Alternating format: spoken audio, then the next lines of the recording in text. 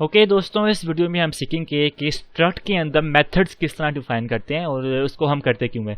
तो बेसिकली आपने देखा कि अभी तक हमने स्ट्रक्ट को इसलिए यूज़ किया ताकि हम उसके अंदर कुछ डाटा सेव कर सकें। लेकिन व्हाट इफ अगर मैं आपको कहूँ कि अगर आपने उसके अंदर कुछ डाटा के साथ मैनिपुलेशन करनी है या डाटा आपने डिस्प्ले करना है कि वेल फॉर्मेट के अंदर, तो आप उसी पैकेज के अंदर मुझे फंक्शन भी बना के दो ताकि मुझे खुद से ना लिखना पड़े। तो आपने क्या करना है कि आप इसके अंदर आओ, इसके अंदर आप फंक्शन बनाओ, आप लिखो पब्लिक। ठीक है, पब्लिक मैंने इसलिए लिखा है क्योंकि मैंने वो चाहता हूँ कि फंक्शन जब इंटरनल सेंस में आए तो उधर शो हो। तो इधर मैं लिखूँगा wide display CW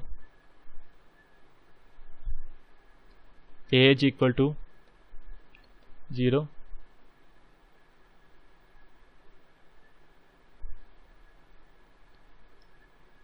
name equal to 0। तो इधर मैंने पैरामीटर मिस कर दिया तो वो मैं लगा देता हूँ एज। ये एज कौन सा है? ये वाला है। ठीक है, इसी तरह इधर पैरामीटर मिस है, वो मैं नेम का भी इधर लगा देता हूँ, तो ये भी हो गया।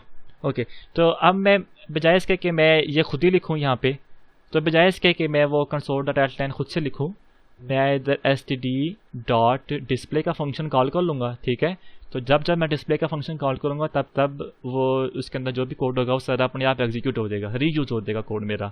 ठीक है, तो मैं Ctrl F5 प्रेस करता हूँ, तो देखें उसने मुझे डिस्प्ले कर दिया नाइस से मैसेज के साथ एज इक्वल टू 10 और नेम इक्वल टू अली।